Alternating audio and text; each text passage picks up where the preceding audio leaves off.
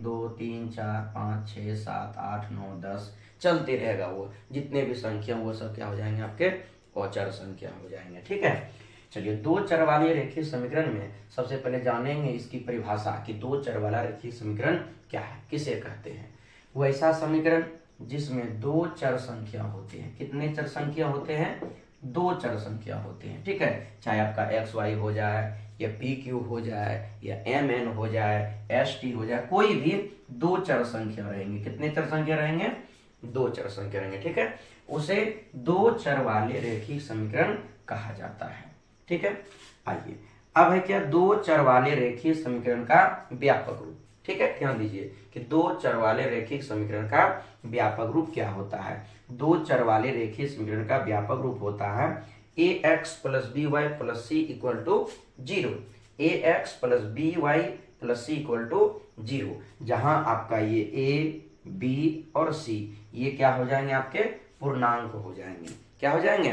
पूर्णांक हो जाएंगे। ठीक है बच्चों, समझ गया कि हम लोग दो चर वाले रेखीय समीकरण में पहला बात क्या पढ़े? चर संख्या। दूसरा नंबर क्या पढ़े? अचर संख्या। ठीक है, इन दोनों को पढ़ने के बाद ही, इन दोनों को जानने के बाद ही हम लोग इसके बारे में जान पाएंगे कि क्या है समीकरण और क्या है आपके दो चर वाले रेखीय समीकरण। आइए तो उसमें हम लोग क्या पढ़े थे कि दो चर वाले रेखीय समीकरण किसे कहते हैं। अगर आपसे कोई पूछे कि दो चर वाले रेखीय समीकरण किसे कहेंगे तो साधारण भाषा में कह देंगे कि वो ऐसा समीकरण जिसमें दो चर संख्या होते हैं। जिसमें कितने चर संख्या होते हैं? दो चर संख्या होते हैं। ठीक है, उसे दो चर वाले रेखीय समीकरण कहा जाता है। दो चर वाले रेखीय समीकरण का व्यापक रूप क्या होता है? तो A X plus B Y plus C equal to 0, जहां ए बी सी क्या है? पूर्णांक है। ठीक है, चलिए अब हम लोग जानेंगे दो चर वाले रेखीय समीकरण के बारे में। क्या? तो इसके युग्म के बारे में जानेंगे। दो चर वाले रेखीय समीकरण के युग्म के बारे में। जो बच्चा लिखना चाहते हैं वो वीडियो को रोक दीजिएगा, रोक करके आप लोग लिख लीजिएगा। ठीक है, उसके बाद फिर नेक्स्ट करके आप लोग लेकर के उसको आगे बढ़ जाइएगा। ठीक, चलिए तो इसमें जो आता है, जो सबसे इम्पोर्टेंट चीज है कि जो आपका सबसे पहले इसमें जो जानना है 10th क्लास में आप लोगों को जानना है, वो ये है कि दो चर वाले रेखीय समीकरण में समीकरण का जो हल होता है, समीकरण का जो युग्म होता है, उसके लिए कुछ शर्त बताए गए हैं। ठीक है, तो शर्त के लिए हम लोग क्या देखेंगे, ध्यान दीजिए। दो चर वाले रेखीय समीकरण को लिखते हैं a1x b1y plus c1 equal to 0, और दूसरा होता है a2x b2y plus c2 equal to 0। इसे हम लोग लिख लेते हैं समीकरण 1। क्या लिख लेंगे बच्चों? समीकरण 1। और इसे लिख लेंगे हम लोग समीकरण 2। ध्यान दीजिएगा। ठीक है, ये दो समीकरण है। इसके लिए अब तीन कैटेगरी की बात आती है। ठीक है, पहला नंबर क्या होगा शर्त में? यदि a1 बटा a2 बराबर नहीं होता है आपके b1 बटा b2 के, तो इसमें तीन बातें। पहला नंबर क्या होगा? रेखाएं प्रतिच्छेद करेगी। क्या करेगी? रेखाएं प्रतिच्छेद करेगी। ऐसा समीकरण होगा, इस समीकरण युग्म का क्या हो जाएगा? रेखाएं प्रतिच्छेद करेगी। दूसरा नंबर क्या हो जाएगा? समीकरण युग्म संगत होगा। क्या हो जाएगा? समीकरण युग्म संगत हो जाएगा। और तीसरा क्या होगा? समीकरण का केवल एक हल, केवल एक हल, अर्थात इसको हम लोग कह सकते हैं अद्वितीय हल। अद्वितीय हल।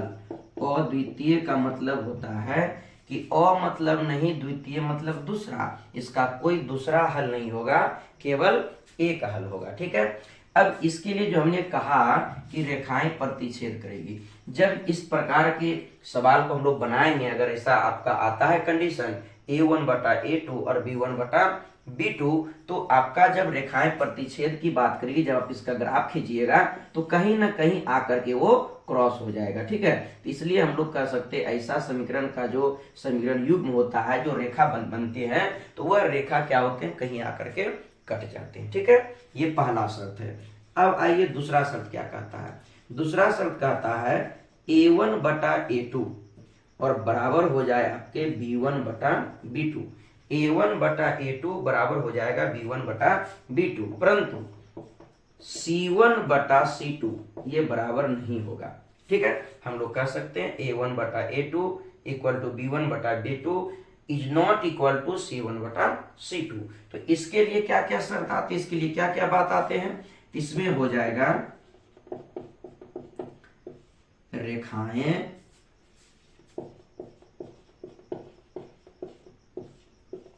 समानांतर होगी। रेखाएं क्या होगी, समानांतर होगी। ठीक है, दूसरा नंबर,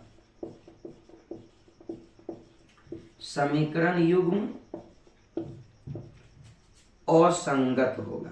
क्या होगा, समीकरण युग्म संगत होगा, लिखिए यहां पे, और यानी समीकरण युग्म असंगत होगा। असंगत मतलब समझ जाइए कि साथ नहीं आएगा। यहाँ देखिए जैसे दोनों रेखा मिल गया तो संगत हो गया, साथ ही हो गया, और इसमें क्या होगा, समांतर हो जाएगा, तो इसका रेखा क्या हो जाएगा, आपका असंगत हो जाएगा। बता देंगे इधर कैसा होगा। ठीक है, अब आइए तीसरा कंडीशन क्या है, समीकरण का कोई हल नहीं होगा। कोई हल नहीं होगा, कोई हल नहीं होगा, इसका एक भी मान नहीं निकलेगा। ठीक है, आप देखिए समांतर की क्या बात करेंगे, तो ये दोनों रेखाएं क्या हो जाएगी, आपका समांतर हो जाएगी। ठीक है, इसमें क्या कहीं भी दोनों को कटने का कोई चांस है, कहीं भी दोनों को मिलने का चांस है, या कभी भी कहीं भी दोनों एक साथ नहीं आएगा, संगत में नहीं आएगा। ठीक है, चलिए अगले तीसरा नंबर बात करते हैं। तीसरा नंबर में देख लेते हैं थोड़ा सा। चलिए ठीक है, वीडियो क्लियर आ रहा है, तो क्या लिखेंगे, तीसरा नंबर क्या है, A1 बटा A2 बराबर हो जाए B1 बटा B2 और C1 बटा C2 भी बराबर हो जाए। तो इस कंडीशन में क्या होगा, इसमें भी तीन बातें। पहला, रेखाएं संपाती होगी। क्या होगी, रेखाएं संपाती होगी, रेखाएं संपाती हो जाएगी। क्या हो जाएगी, संपाती हो जाएगी। ठीक है, संपाती क्या होगा तुरंत हम बताएंगे। संपाती का मतलब हो जाएगा एक रेखा पर ही वो भी रेखा आ जाएगा, एक ही रेखा पर दोनों रेखा जब आ जाएगा तो उसको हम कह सकते हैं क्या, कि दोनों रेखा संपाती होगा। ठीक है, दूसरा नंबर क्या हो जाएगा, दूसरा नंबर होगा समीकरण युग्म।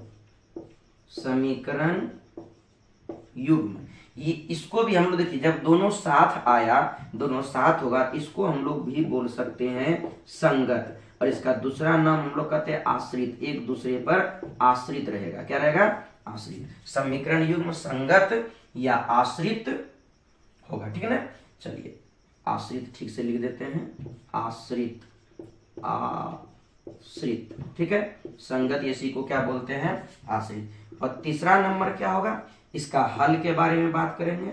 इसका हो जाएगा समीकरण का अपरिमित रूप से अनेक हल।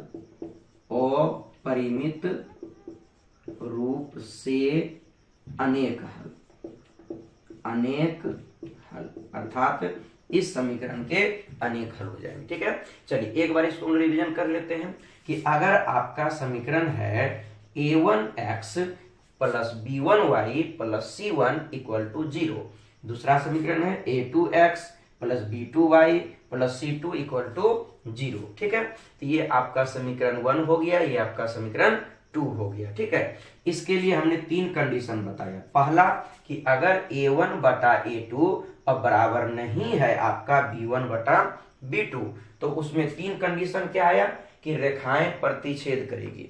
क्या होगी, रेखाएं प्रतिच्छेद करेगी। और दूसरा समीकरण युग्म संगत होगा, समीकरण युग्म संगत होगा।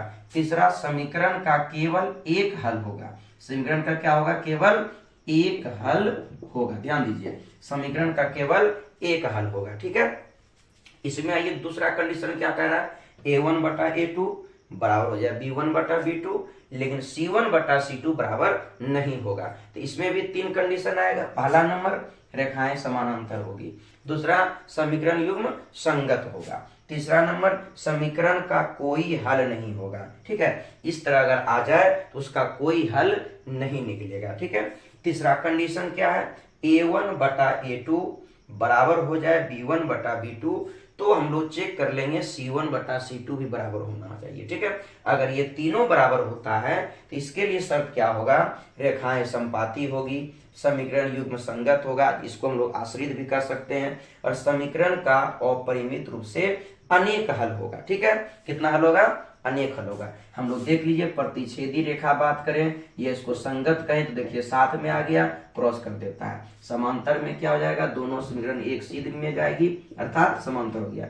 और तीसरा क्या हो जाएगा, एक ही पर दूसरा भी आ जाएगा। ठीक है, एक ही समीकरण पर दूसरा समीकरण भी आ जाएगा। ऐसा चीज आपको कहां देखने को मिलेगा, जब आप दिए गए समीकरण का आलेख विधि से हल करेंगे तो आपको ऐसा प्रमाण देखने को मिलेगा। ठीक है, चलिए आप लोग उतार लीजिएगा इसको। ठीक है,